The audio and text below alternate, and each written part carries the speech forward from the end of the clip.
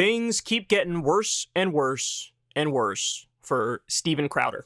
So there's been a lot of, let's say, exposés on Steven Crowder. There, of course, was the video that came out of him being very emotionally, verbally abusive to his wife, super controlling. I mean, the guy's worth $1 quadrillion and they have one car and he uses that to like control his wife. Just a total D-bag. That was obvious. But then we also got the news that, man, the way it goes in his workplace is astonishing. So first of all, seemingly like every other day, he's like, here's my dick. Here's my balls. Have you seen my dick? Have you seen my balls?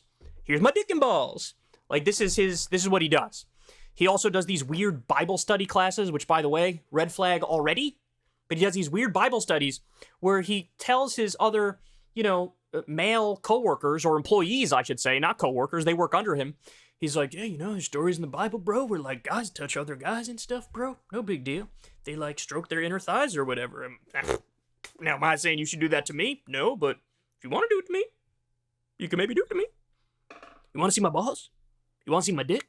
Like, this is what he does. He's like, it's a very unprofessional workplace. They're doing drugs all the time.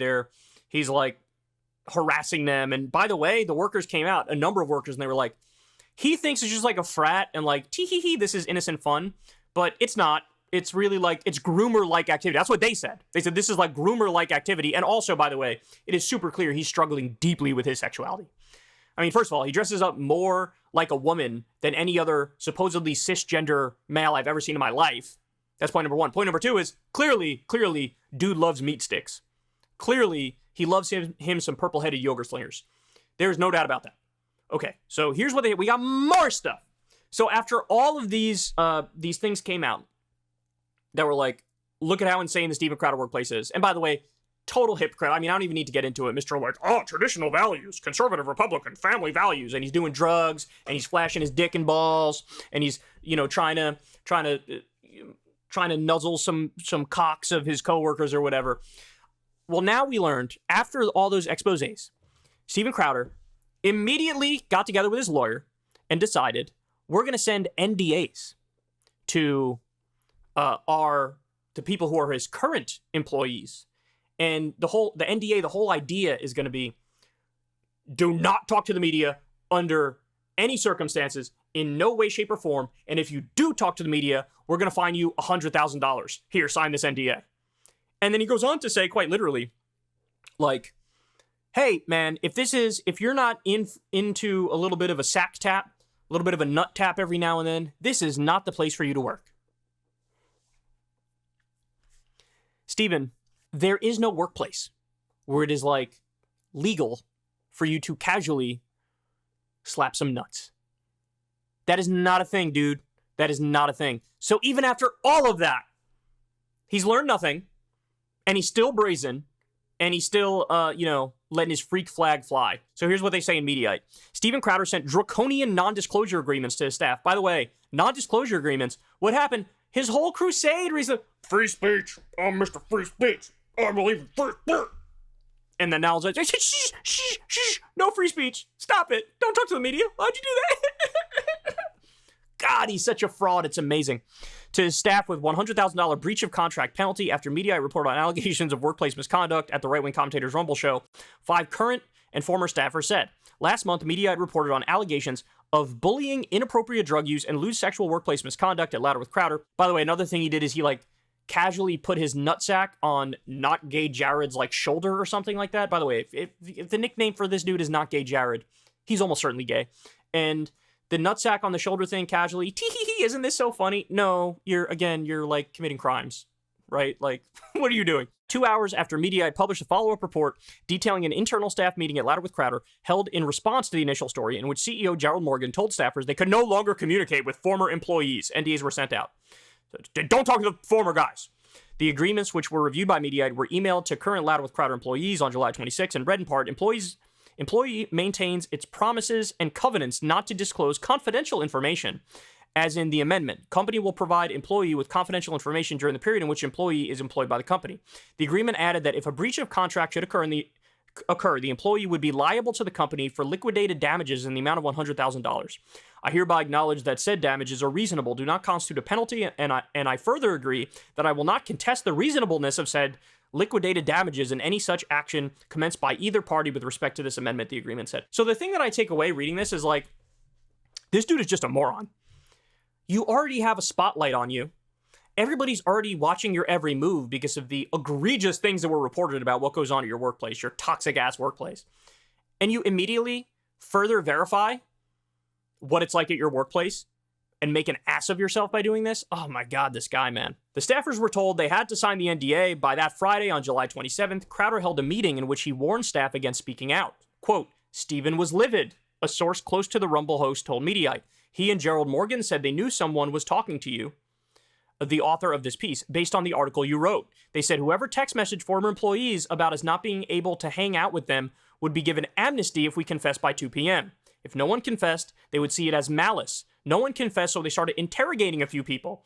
During the meeting, Crowder downplayed his sexual misconduct allegations, said another source close to the soon-to-be divorced father of 2. If you're not okay with guys playing sack tap, then this isn't the place for you. Oh my God. The source said Crowder told staff, referring to the act of tapping another person's genitals. After the interrogation of current staffers, 4 employees departed the company. Quote, the NDA was insane. So 4 people quit on the spot after this whole fiasco, which, by the way, credit to those people. That's what you should do. The NDA was insane, said the source close to Crowder. Most employees were scared because of it. Some talked to lawyers about it because they were afraid, but thought if they didn't sign, that would incriminate themselves. He was intimidating. Stephen's increasing justification of his workplace sexual behavior between men makes a lot of male employees uncomfortable. He always says it's joking, but it doesn't seem like a joke to anyone anymore. A former Louder with Crowder employee said the NDA and bullying tactics are a clear sign that the toxic workplace culture will not be cleaned up anytime soon. Gee, you don't say. The real problems never get fixed because the real studio problems revolve around Crowder's refusal to take responsibility. He is never ever to blame. Gerald and Stephen intimidate and bully the staff. They try to divide and conquer. They treat former employees like people who've left their cult, can no longer be trusted, and current employees are commanded to not associate with former employees. Now, they go on here to say, I love this fact. This is just the cherry on top at the end. There's a guy who was a former field director at Project Veritas, Michael Spadone. And this guy was accused of kissing and groping a former colleague. And by the way, Project Veritas, there was a big breakdown of how it's a chaotic, mayhem, toxic workplace where there's also sexual stuff going on and people shitting on the floor and just craziness, right? They brought in this guy who was accused of kissing and groping a former colleague to work for Crowder because he kind of knows, wink and a nod, like, oh, this guy's a total deviant scumbag also, so we want him on our team. Now, at the end of all this, right, all these leaks, we now get this as the little cherry on top. So Media Matters for America did a quantitative analysis of Crowder's show over on Rumble. That's where he primarily is now. Look at this. Look at his numbers. His numbers are tanking, dog. Now, by the way, this is just my speculation, but the numbers at Rumble are allegedly massively inflated anyway. You don't see any sort of continuity over on Rumble. Like one video from one big creator might get 2,000 views, and then the next one gets like 300,000. And it's like, something's a little off there. That's not being in this business. I know how this stuff is supposed to work. And that's like, what are you guys doing? And remember, Facebook was caught back in the day inflating their numbers. You know, this has been a common thing with a lot of these social media outlets, that they get caught jacking their numbers up or doing weaselly ways, like Twitter did this too for a very long time. If somebody just scrolls past your video, they might count that as a view. So a video on Twitter might have like 1 million views, but in reality, only like 20,000 people watched it, right? And Rumble, I think they're into some trickery, allegedly. Again, that's just speculation. But even based on, if we just take their numbers at face value, even doing that, look at this. He's fallen off of a cliff. Guys, he was on top of the world. The Daily Wire offered him a $50 million contract to work 4 days a week. And what did he do? He decided to go on a virtue signaling tour to try to paint them as sellouts to the conservative movement because they dare to try to stay on the major social media outlets and work around their censorship, right? And Crowder used that to paint them as like complete and utter sellouts, and then he virtue signaled like, I'm the only pure right-winger. This is a very common trope. You'll see this all over the place in right-wing media, in left-wing media. Everywhere you look, everybody's doing this tap dance of like, I'm the most pure, and everybody else is a corrupt sellout. And it's like, okay, first of all, you sound like children. Second of all, what does that even mean? Third of all, look what ends up happening when people build up these houses of cards and act like, bro, I'm the real deal. Really? Apparently you show your junk to everybody and their grandma. Apparently you have a toxic workplace environment. And apparently you don't mean anything when you talk about the conservative values and family values and all that stuff. You don't mean any of that stuff. And look, he was exposed as a fraud, and so his numbers are collapsing.